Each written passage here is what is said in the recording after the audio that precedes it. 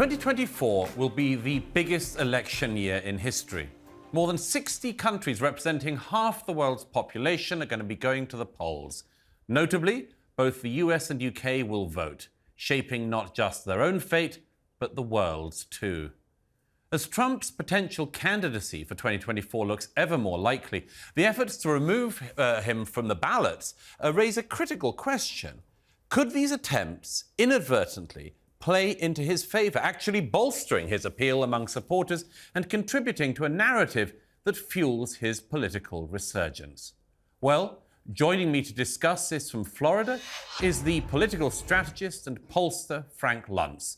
Also, here in London, Talk TV's international editor Isabel Oakeshott, along with lawyer and writer Chris Dorr. Thanks so much for being with me, everyone. First of all, let me come to you, Frank Luntz. I think a lot of people watching might be surprised by the possibility that Donald Trump might be making a return to the White House this year, but it looks possible, yes?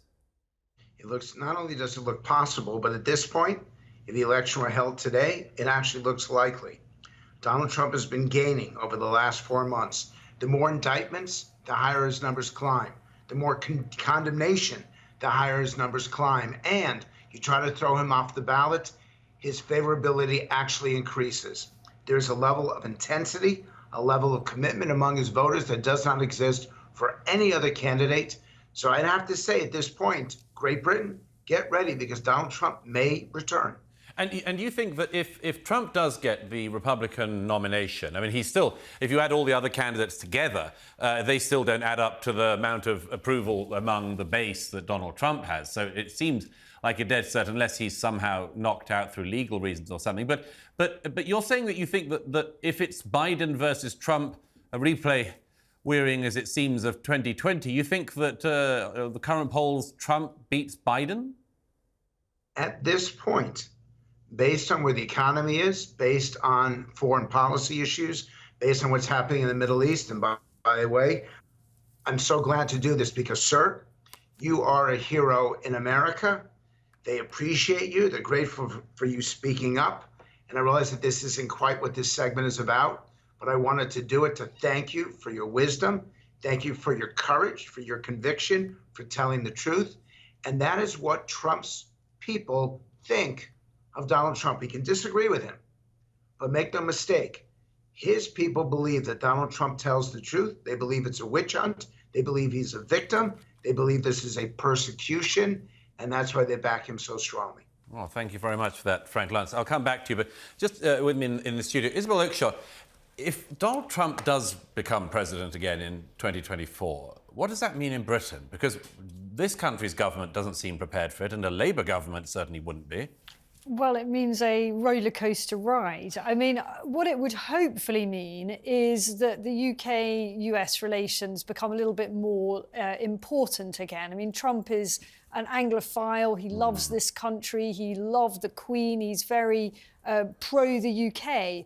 Again, it might raise some hopes of a UK-US trade deal, which seems to have dissipated. So I think in theory it would be a good thing. But that said, if we have a Starmer government, you know, probably less so. Well, I was going to say, coming to you, Chris Dorr, I mean, if Labour were to win the election this year, and all of the polls would seem to suggest that, if Trump was in the White House and Starmer's in number 10, what does the special relationship look like? Well, I think the more important thing is it's frankly astonishing that anyone thinks that a dangerous sociopath and a proven and a habitual liar like Donald Trump would be a good thing for anyone, particularly someone who as it expresses himself in so many dangerous ways about world affairs, and particularly his affinity for Vladimir Putin and so forth. So I think it's... that is so exaggerated, the whole Putin thing. I mean, it's such an old and lazy trope as well. I'm sorry to bring up the whole, Trump's really pro-Russian. I mean, honestly, I mean, are we going to really replay this whole thing again? Well, we're not replaying it because the fact of it is it's a truth which is uncomfortable for people. But you're right, it's one of the many hundreds and hundreds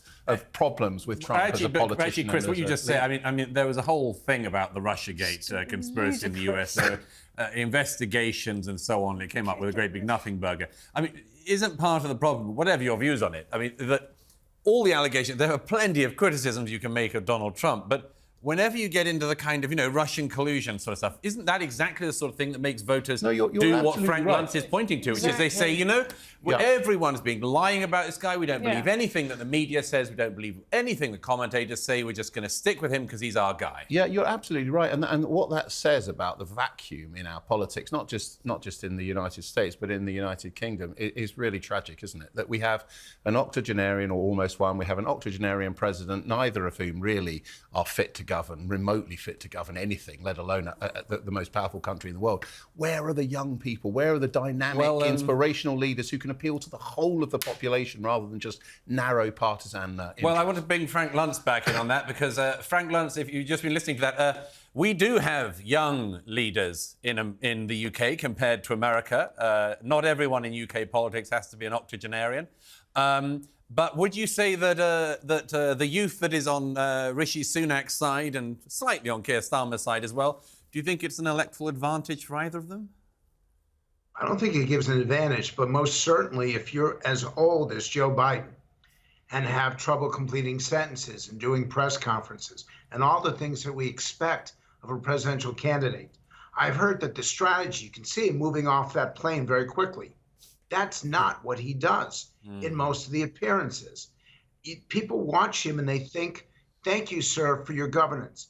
Thank you for putting America back on the right track, but it's time for you to go. But if he does go, Frank, isn't the problem that, for the Republicans have quite a bit of talent actually underneath Donald Trump, in my view. There's a lot of experienced governors and others. It seems that underneath Joe Biden in the Democratic Party, there's very little. They're not going to run Kamala Harris, are they? She's got roughly the same approval ratings as the Ebola virus. Yes, that's a very good line. She's the least popular vice president since Dan Quayle, and he was the least popular vice president since Aaron Burr. You're correct. She is not going to be, by the way, that's how I can tell if anybody watched the play Hamilton. She is not going to be the nominee. But there is Cory Booker, the senator from New Jersey. There's Gavin Newsom. Gavin Newsom. These are people from the next generation. Any of these candidates would run better against Donald Trump than Joe Biden. So we have to wonder, why don't they give someone else who's younger the chance? Well, the truth of it is ego, I'm afraid, and the hunger for power at all costs on the part of President Biden, which is utterly tragic for the American people, but sadly is likely to lead to an inevitable consequence. Well, talking of a desire for power at all costs, Isabel Oakeshott, the Conservative Party is still said to be plotting against Rishi Sunak, all sorts of internal embroilings going on. Is the Conservative Party ever going to pull itself together and survive the next election? I thought what you were going to say is holding on to power at all costs by pushing the election out as far as they can humanly we know that make from it today, go. don't we? And this was quite a significant intervention. It didn't strike me as games playing. He very naturally said, look, my working assumption is second half of this year. I think most of us have really thought that's when it would be. He still, of course, has it in his gift to suddenly say in a few weeks' time, if something extraordinary happens and suddenly fortunes look better for the Conservatives, he could suddenly say, actually, I'm going to go to the country in May. And just quickly, reform, do they chip away at the Conservative vote? I think the important thing is that they will also chip away at Labour's vote. And quite significantly, if Labour don't start saying something much tougher on immigration, that's going to be a real problem for them. Quick lightning round. Frank Luntz, you think that Donald Trump's most likely to be president in the United States this time next year? And a 51-49 advantage? Yes. And who would you bet on as the next Prime Minister of the United Kingdom? I bet that Labour wins by a reasonably significant margin. Chris? Yeah, absolutely. I think that's spot on. I think tragically we have a void in our politics of really powerful, inspirational political leaders with policies that have broad appeal and actually would make a difference in our society. And so that means we're left with the dross, basically, on both sides of the Atlantic. Did you just describe Keir Starmer as dross? No, not personally, but the Labour Party just wanted to check there. Labour's not an inspirational party. I don't think they're really getting people on fire in this country. And until that happens, as it did, of course, with Tony Blair in '97, we're not going to see that kind of movement that makes for real change and real power in the Isabel hands of a Oakeshott, government that I can want make you to agree? I want to see a hung parliament so that the people Yeah, I of this agree. country get proportional I agree. representation. People are too disenfranchised. No, I agree. Proportional representation. Yeah, there's a move There in the country comes- for it, I tell it. Yeah, I the tell coalition you. government- I tell you what arguably happens was the with, best thing we've had in the last 20 years. proportional representation is you get Italy. No, you don't. But anyway, we can come back to that another night. Thank you all for being with me, and thank you to Frank Luntz over there in the US.